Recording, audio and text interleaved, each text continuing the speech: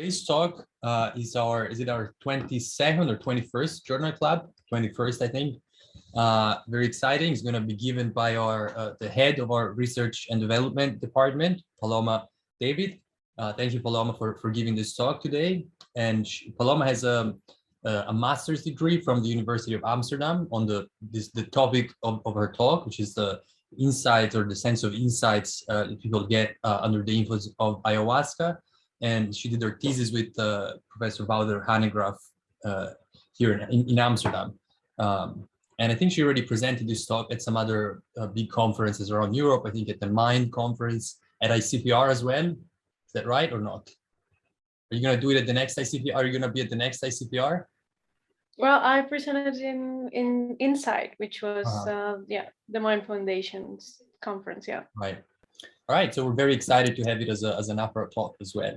And I think with that, I'll leave it to Paloma. Thank you very much. Well, good afternoon, everybody. I hope everybody is having a nice spring over there in Europe. I'm here in Colombia, where everything is green most of the time. So yeah, let's begin. So I'm gonna share my screen and we will just go from there.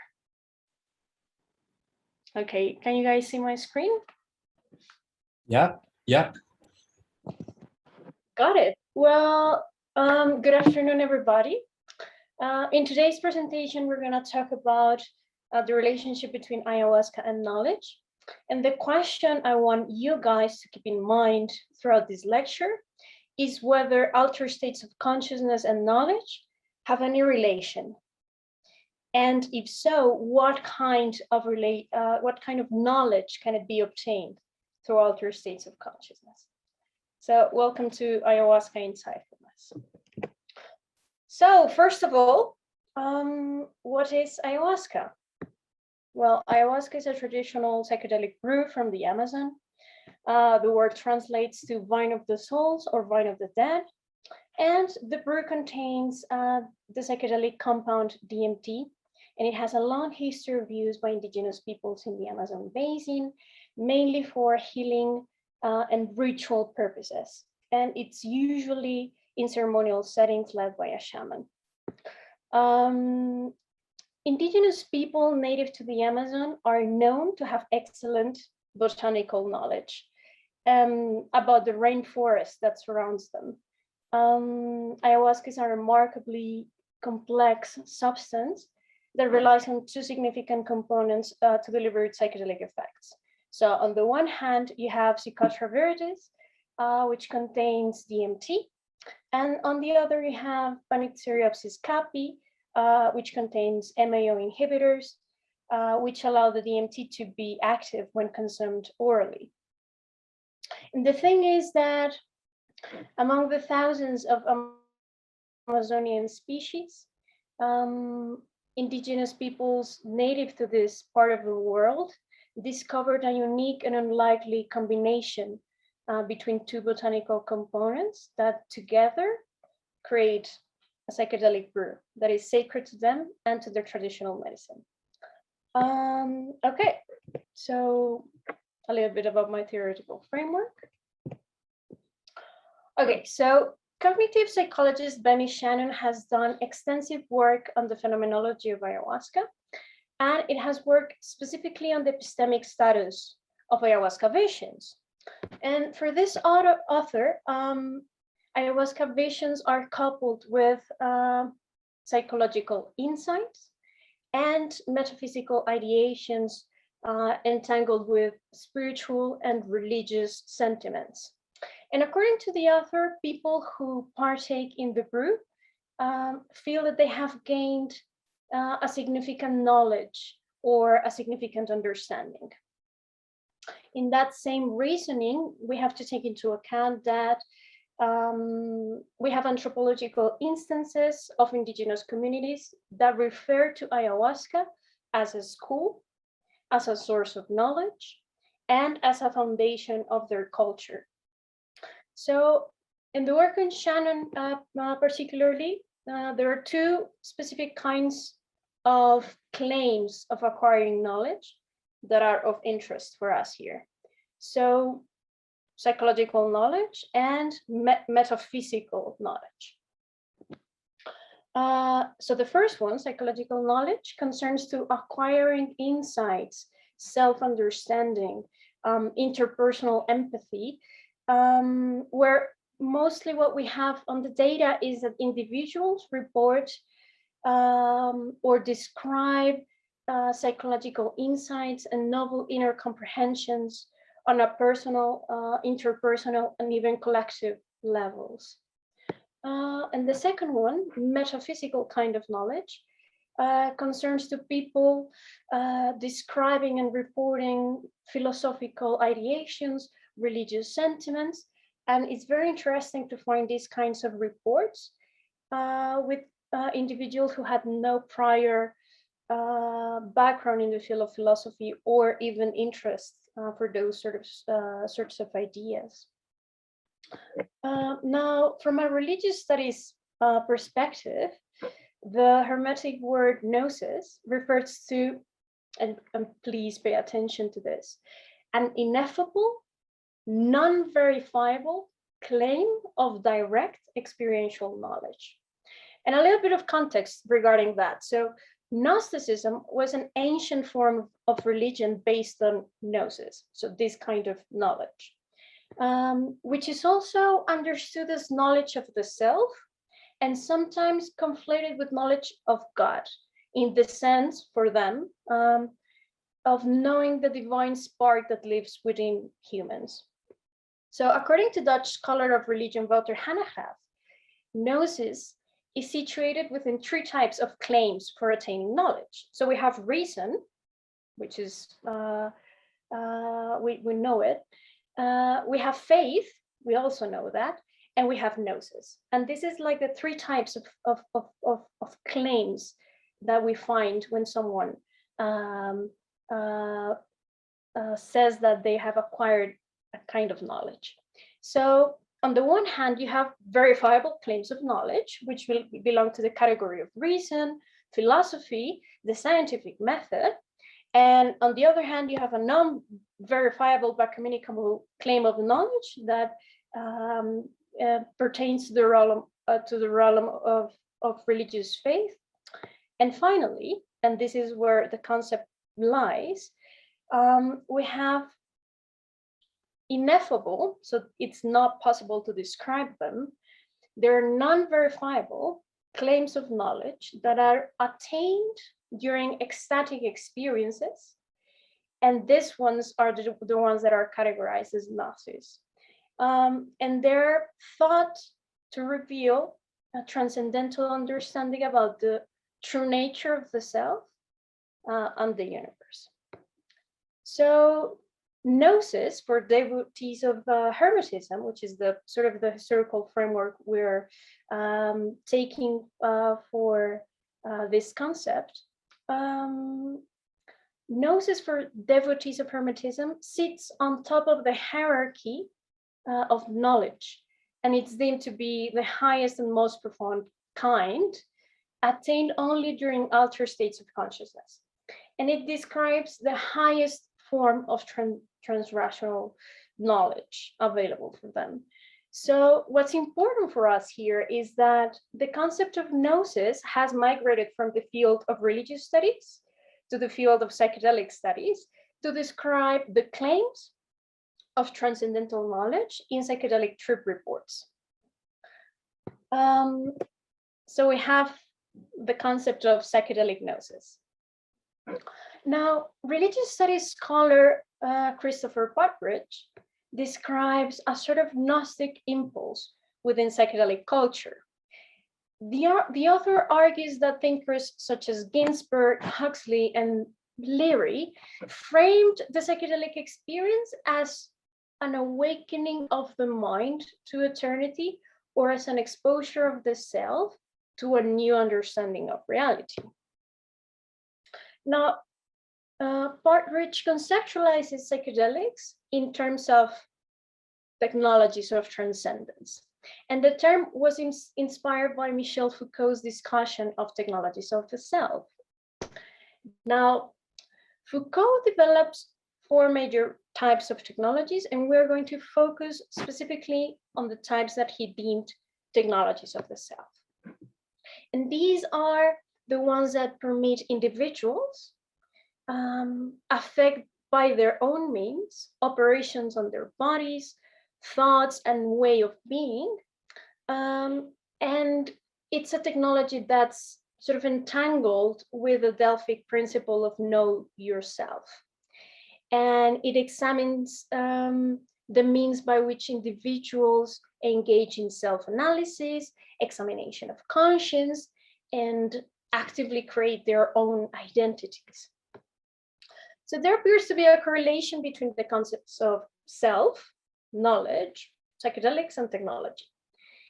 And when Partridge defines psychedelics as technologies of transcendence, following Foucault, I believe the author is pointing to the notion that psychedelics can be tools to know the self, and furthermore, psychedelic states can be states of knowledge. But what kind of knowledge? Is it absolute, or is it highly contingent on subjective meaning making?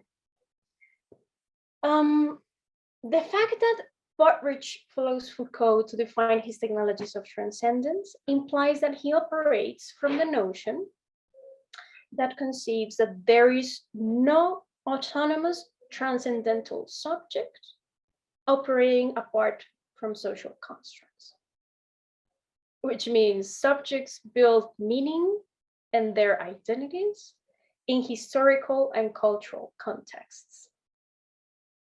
And this discussion is highly relevant here because it situates psychonauts and their experiences as embedded in cultural and historical frameworks, while at the same time giving subjects technologies for the construction of their own individual identity.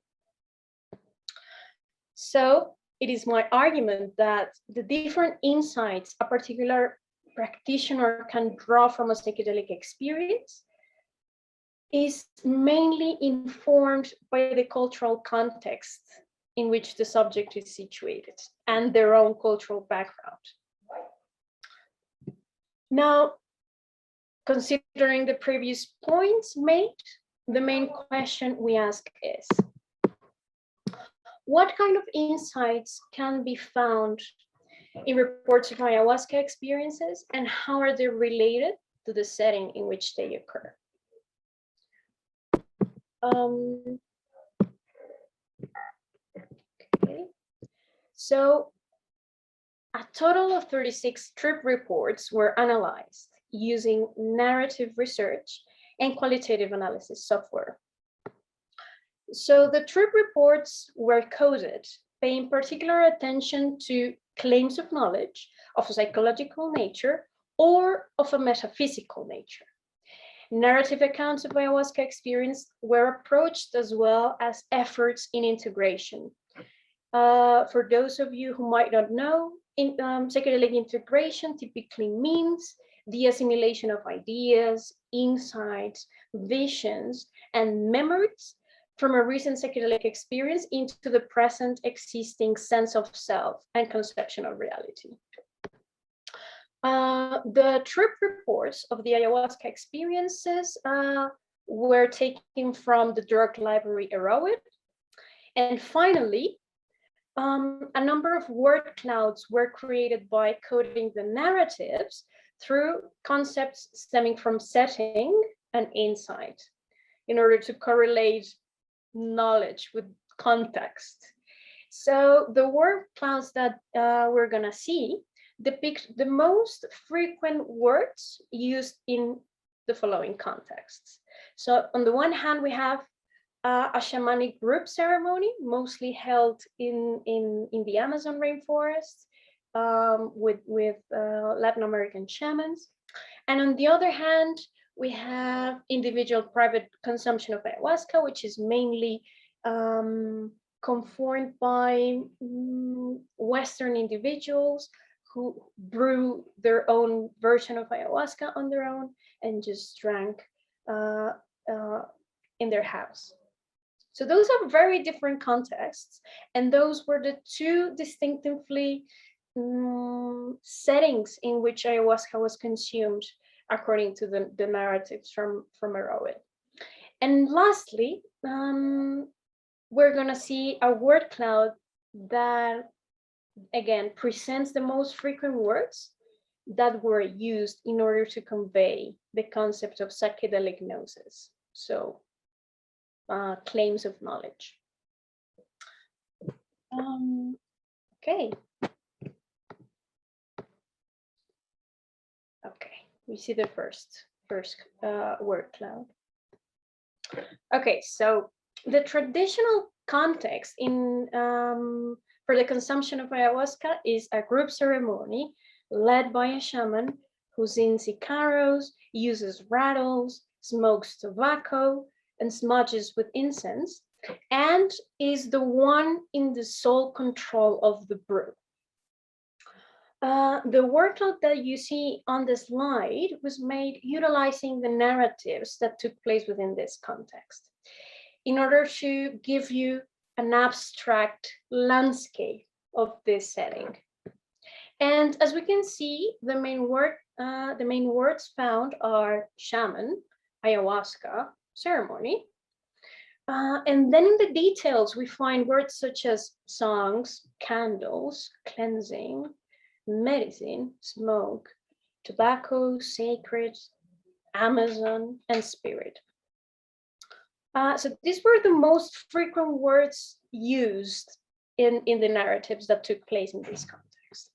Now, let us dive into one of these experiences. So this one's called The Doctor's Deep Healing. And this is the most salient narrative depicting an instance of psychological insight. And the story of the doctor is marked by the resolution of what he calls a core memory. So a little bit of context. The essential aspects of his story are, so he went to an ayahuasca ceremony. The first time he drank, he had no significant experience, and he almost left the retreat and went home. But he decided last minute he would give it one more try. And then, as his story goes, he shares how he had been going to therapy prior to this experience, and he recounts how he has always, and this is very important, he has always felt chilly, and he hates the cold, and how no matter the number of coats and layers he would wear, he would never seem to be sufficiently warm. He also shares that he has been working with his therapist around childhood issues, and I quote, stemming from being left alone to cry as a baby. So this is the context, this is the set of the practitioner. So the inner world of the practitioner prior to the ayahuasca experience. So what happens is the shaman approaches this guy, and he asks how he's doing, and he says that again he's not feeling anything in particular, and then the shaman gives him a second cup. And when he does this, the journey begins.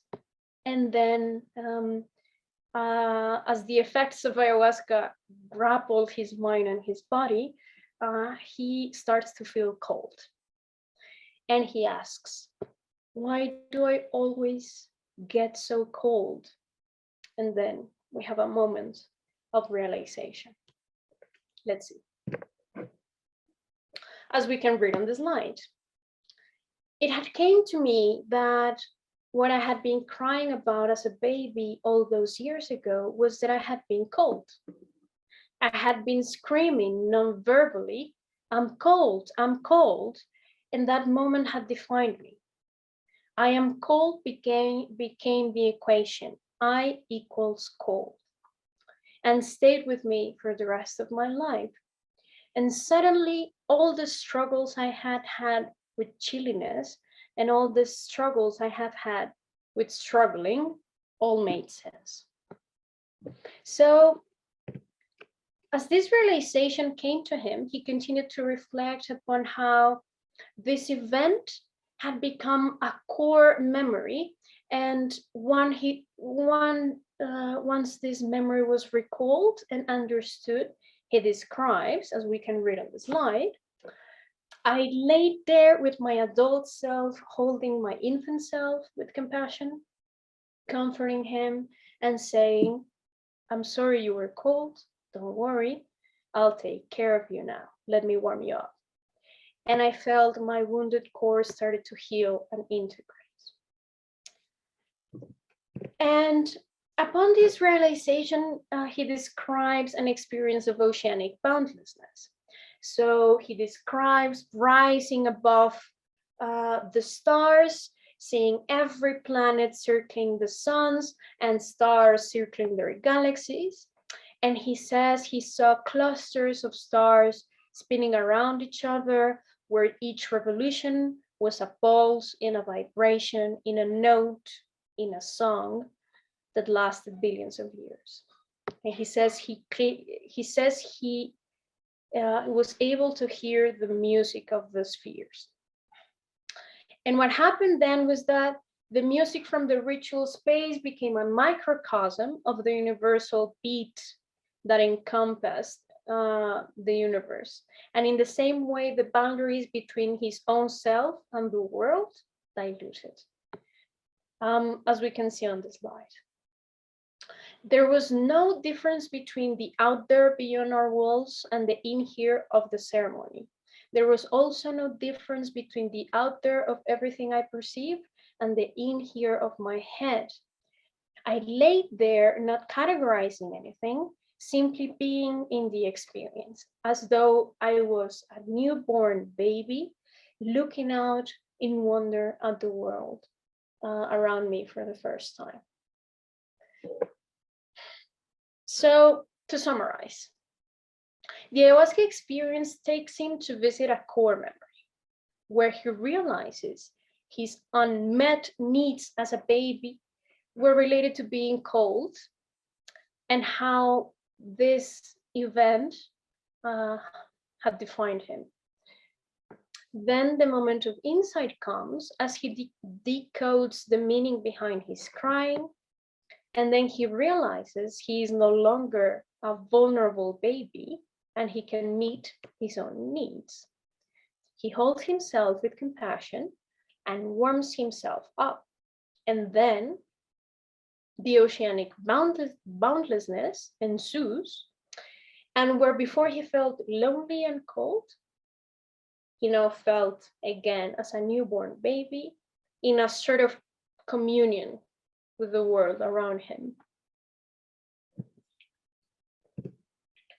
Now, let's look at the individual practice experiences. So, this setting is characterized by Western psychoanalytic experimentation, and it is not in the hands of the shaman, the handling of the brew, but rather the hands of the individual psychonaut to both prepare the brew and guide their own experience. And this word cloud was made using the references in the data set to ayahuasca ceremonies performed by an individual in a private context. So as you can see on the slide, the most frequent words are ayahuasca, feeling, experience, alongside with details such as capsules, visions, grams, dose, boiled, capi, verdis, etc. And these elements allude to the fact that within this setting, the storyteller is the one handling the concoction of the brew, in sharp contrast with the previous setting. Words such as family, room, house, bed, computer, meditation, and psychedelic further describe the setting that surrounded these practitioners. Okay. Our second storyteller It's called Vegan. And he begins his story by detailing the preparation of an ayahuasca analog made with DMT and harmaline alkaloids. And he describes how his experience is, and I quote, the most important event of his life, regardless of what happens in the future. So he says he was busy at his computer when the effects started to peak. The streaming music sounded shockingly amazing, and his vision suddenly turned kaleidoscopic. And he says he was swimming in a sea of visuals when this happened, as we can read on this slide. The most important instant of my life, I felt the birth of the universe.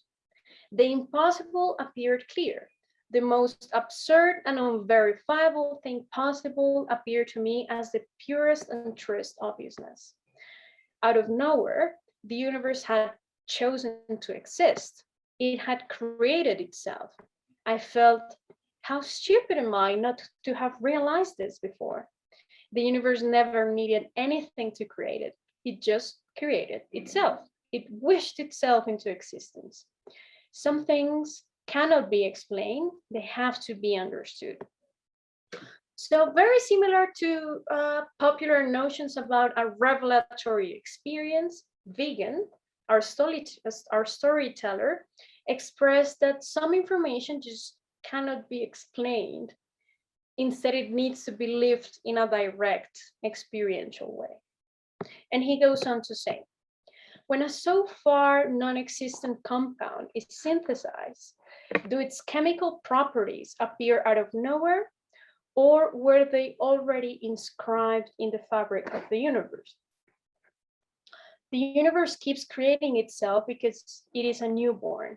We are part of one unique consciousness, he says, even if we're not aware of it, in the same way flowers can live and die independently from a tree.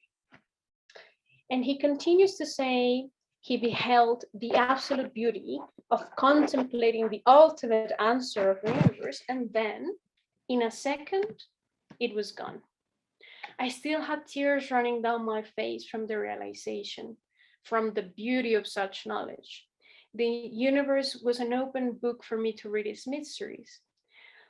That was absolute beauty, understanding of everything, contemplating the ultimate answer and explanation of the universe. And then, in a second, it was gone. I still had tears on my face, and yet I didn't know anymore. So the transiency of his moment of ultimate understanding hits him. And it appears as though the knowledge had escaped him as fast as it had come. And he was left with the sensation of having known something that now eluded him in a sort of reverse aha moment. So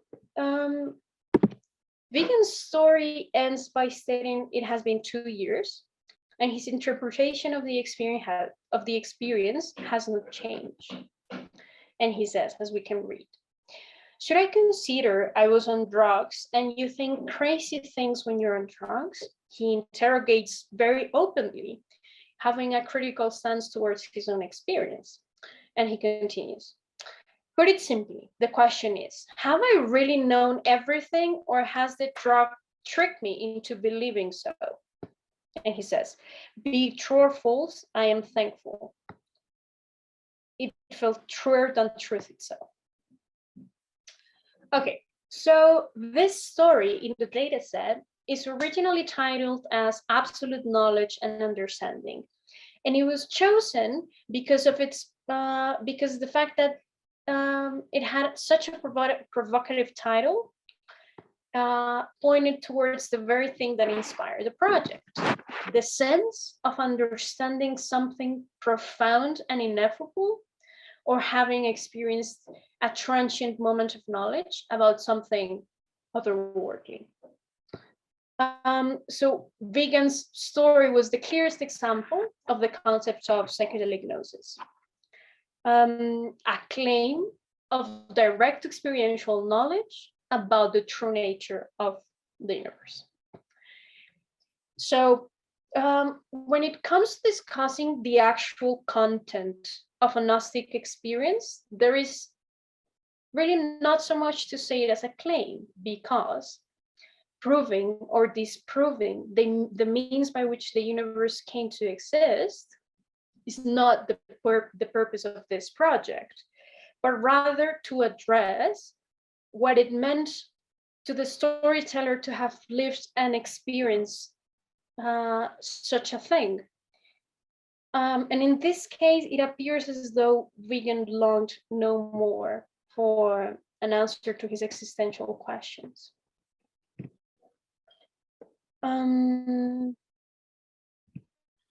Okay, so I'd like to begin by revisiting Partridge's discussion on psychedelic gnosis. So as stated before, Partridge was influenced by Foucault and framed the term psychedelic gnosis within the understanding of individuals, not as transcendental subjects operating from outside of a historical and cultural context. Consequently, researching claims of the attainment of transcendental knowledge, such as the one we recounted before,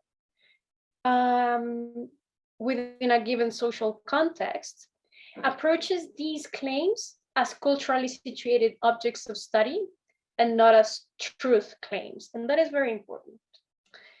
And the aforementioned follows an agnostic methodology where we're abstaining from claiming that, in fact, ecstatic states of consciousness are interacting with an objective transcendental reality. We're abstaining from that.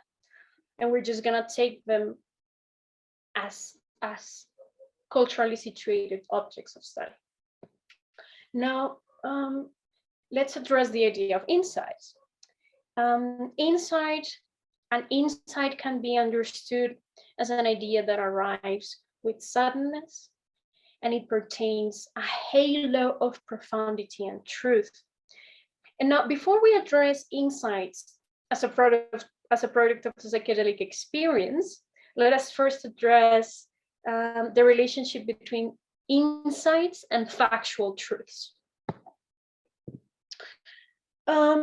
So ideas called insights are defined by a metacognitive suddenness and an immediate sense that the idea is correct or valuable.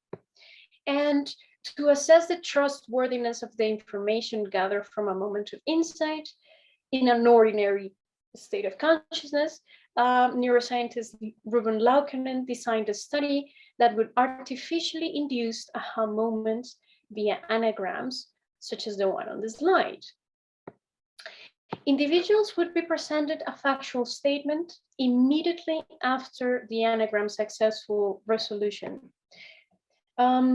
The experiment presented claims such as is the lightest of all metals, where the scrambled word is lithium. So there you go. There you have an anagram that needs to be solved and then a factual statement. And once participants resolved the scrambled words, lithium, they discovered it's at lithium, they were asked if the proposition was true or false.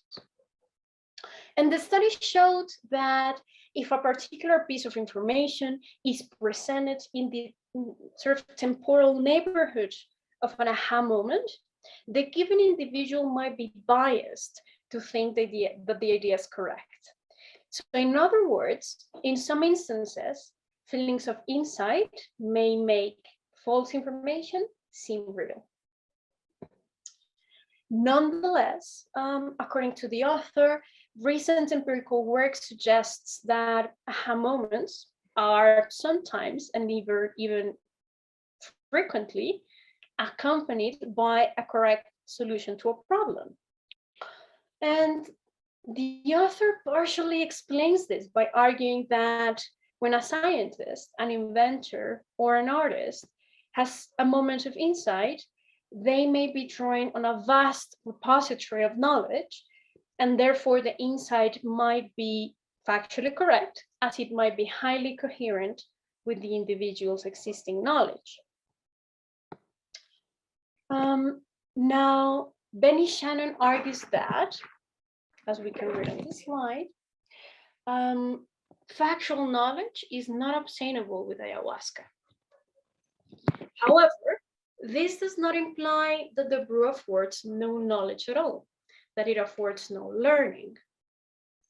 So to recapitulate Shannon, ayahuasca might not provide factual information in the sense of finding out whether or not lithium is in fact the lightest of all metals.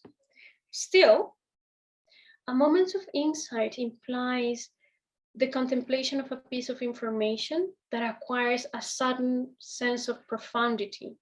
In other words, an emotional response. Now, let us remember Vegan's story. So he says, the most absurd and unverifiable thing possible appeared to me as the purest and truest obviousness.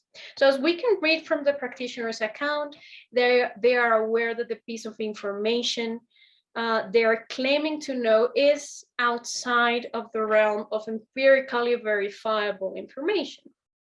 What is rather interesting is the emotion that the practitioner conveys as inherent to his understanding. He says, I had tears running down my face from the realization, from the beauty of such knowledge. So, assessing the factual truthfulness of a transcendental claim of knowledge, such as the one recounted before, is not simple or possible for that matter. We cannot know how the universe came to be right now in this project. And that is not the purpose here. So, and this is why it's so important, the concept of gnosis as a non-verifiable claim of understanding. We cannot verify this information. However, approaching the statements in the light of the mechanics of insight is useful, as it gives us a framework to understand that even though the pieces of information might not be factually correct or verifiable, they are imbued with a sense of meaningfulness that acts as a source of emotional climax and even resolution. As stated before, it would appear as though this particular storyteller had satisfied a deep existential angst regarding the universe and how it came to be. Now let's address psychological and personal insights. As we can read on this slide, there is no question about it. Ayahuasca induces personal insights, self-understanding, and novel psychological comprehension. This is a quote by Benny Shannon. As we can see in the word cloud, the most prominent terms in which psychological insight was expressed were answers, understanding, fear, healing, emotions, love, compassion, pain, connected, suffering, realization, relationships, family, gratitude, memories, relief, belonging. And according to Shannon, even though factual knowledge is not the kind of knowledge ayahuasca visions provide, it does yield instances of psychological understanding. There appears to be a high frequency of words relating with interpersonal relationships such as family, mother, women, people, and so forth, alongside words such as forgive, gratitude, healing, connectedness, understanding, answers, resolve, joy, etc. And the narrative we saw above by the doctor was a clear example of a moment of psychological insight where the storyteller appears to have deciphered the meaning behind a traumatic memory. And by doing so, he is able to start integrating. Now let's go to the slides. So the patients describe an insightfulness into themselves, an awareness of their place in the environment, and the sense of order in life. These are all fused in a very meaningful episode, and it is believed that this can be significantly therapeutic. And this is a quote by Eisner and Cohen, who are pioneers in the early study of psychedelic psychotherapy, who fuse in a single idea that a psychedelic experience can be something infused with insightfulness, which in turn can be therapeutic. So in other words, an insight can be healing. And when it comes to psychological insight, such as is the case here, it is very important to sort of focus on how the subjective meaning that the practitioner gives to their experience is a kind of cathartic emotional breakthrough. So, the potential of psychedelics for therapeutic purposes is currently being established as we speak. And as we know from the endeavors in creating safe settings and protocols for psychedelic assisted therapy.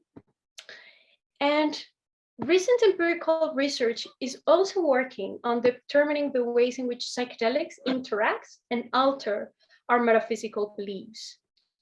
And this is a necessary step for our understanding of the magnificent relationship between psychedelics and spirituality, as well as the quintessential use of psychedelics, which is shamanism.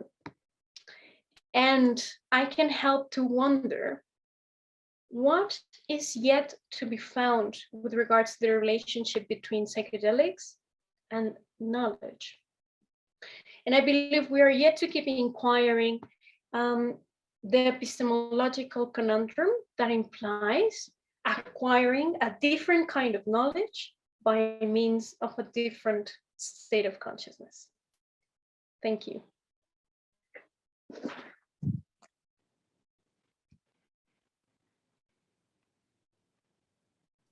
All right, great. Thank you, Paloma. Now I think we have time for questions. So first of all, thanks again for this talk.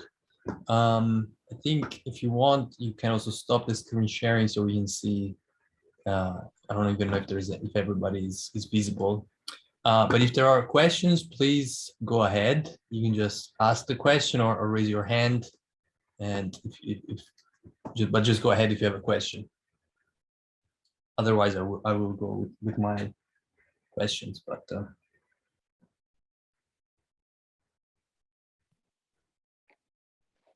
I was actually curious about what you would think, Marco. Yeah. So I definitely have some questions.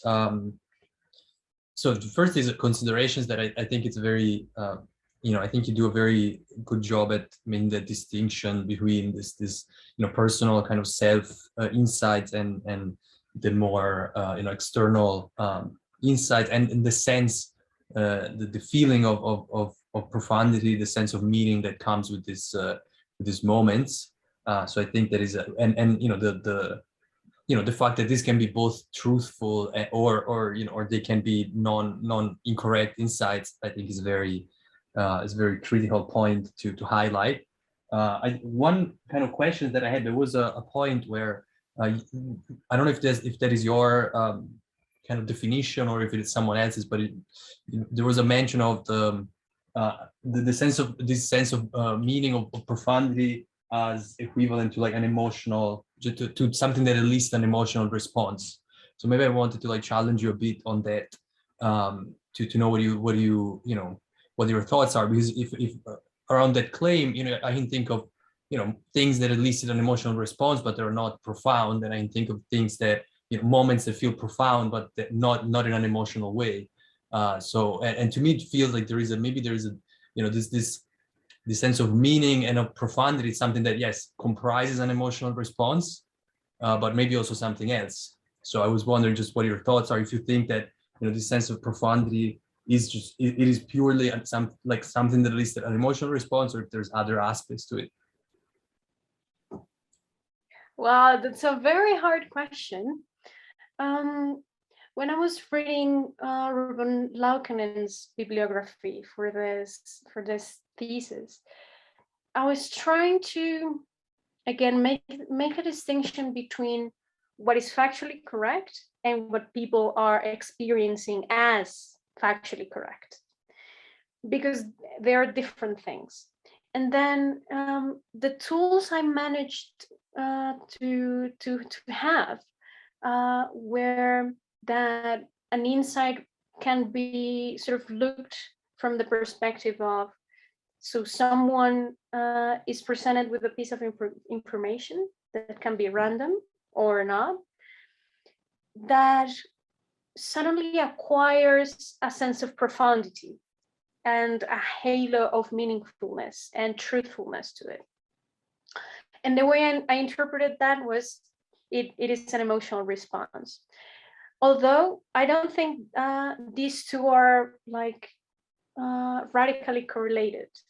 So I can see how a sense of profundity can be not emotional or highly rational. And I can see that all emotional responses to pieces of information do not pertain a halo of profundity.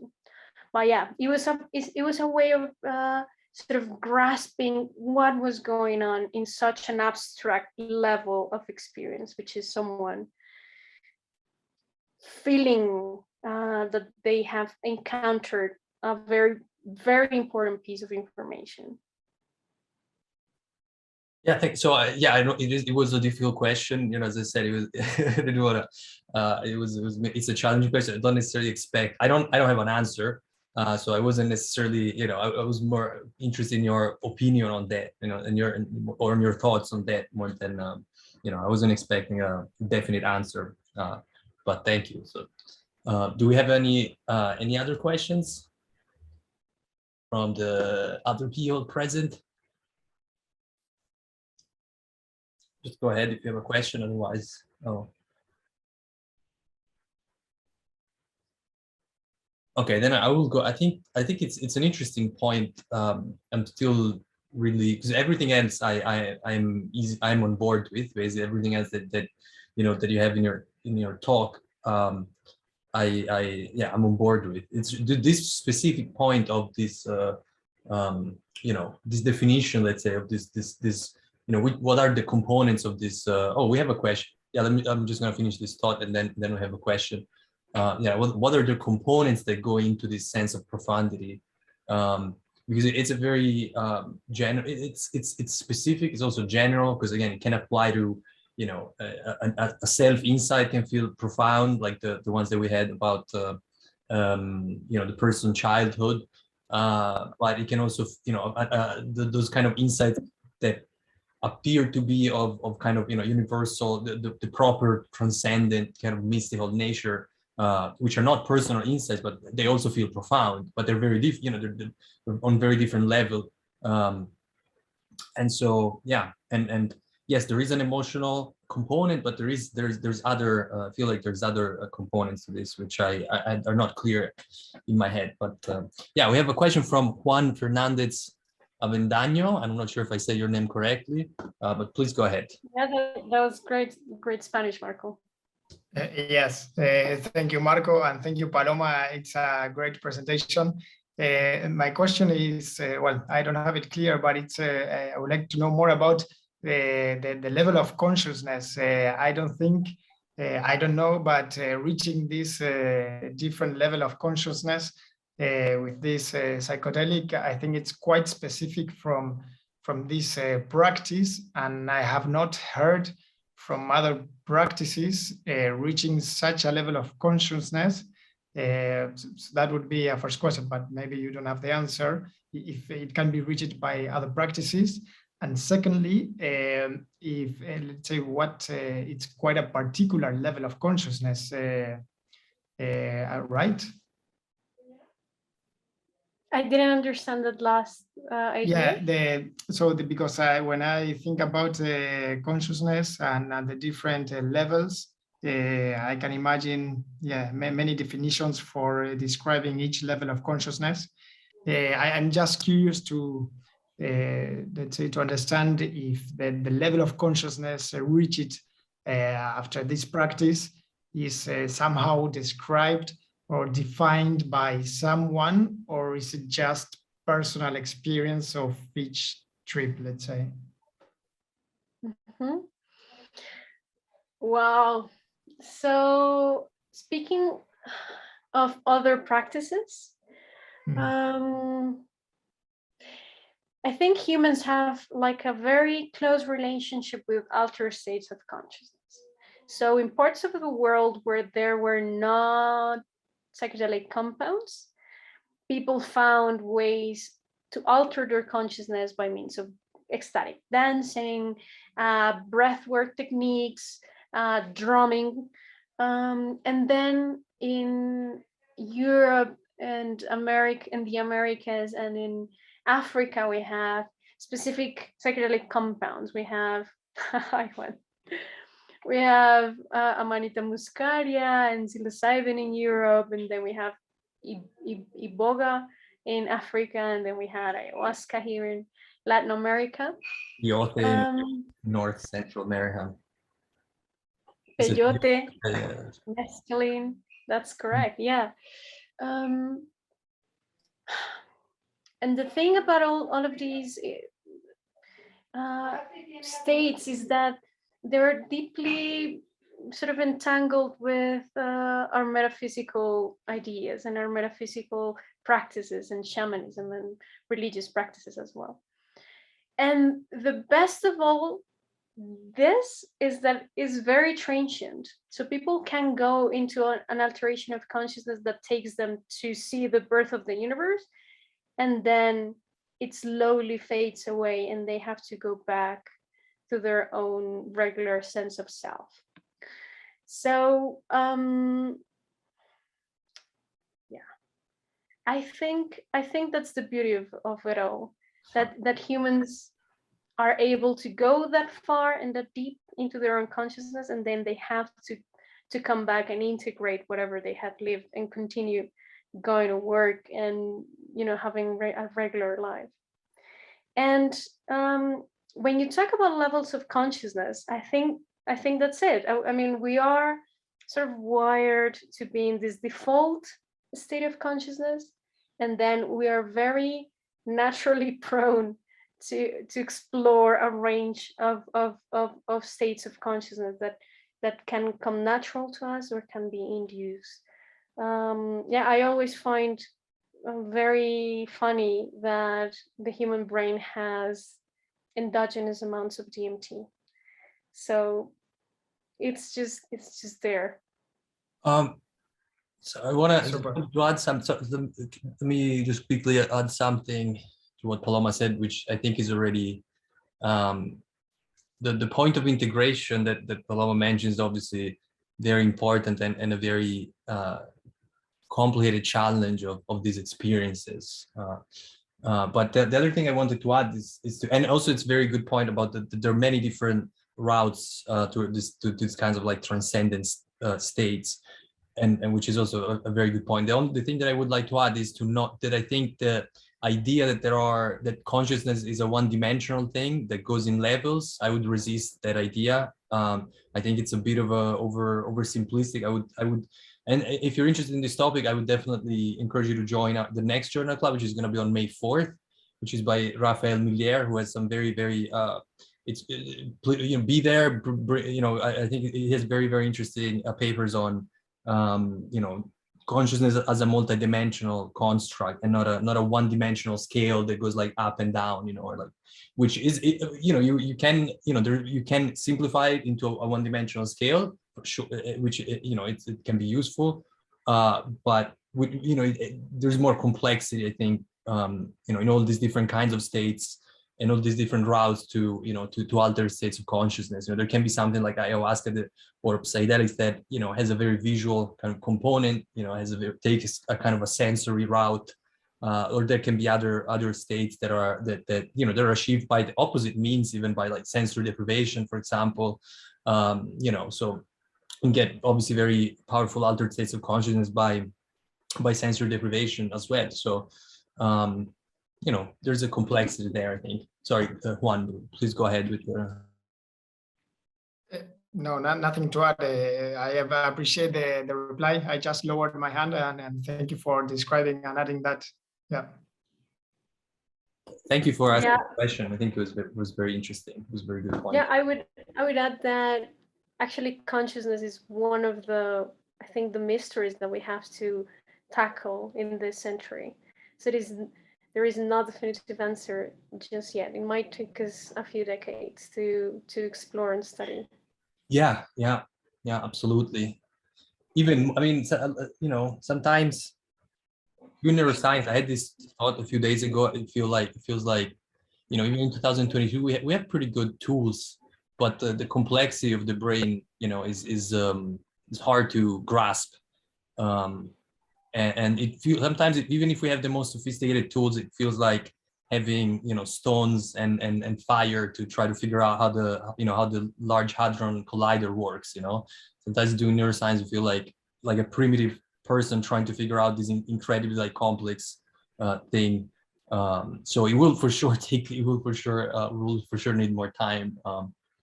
Yeah. Do we have any more questions? And any other questions for Paloma?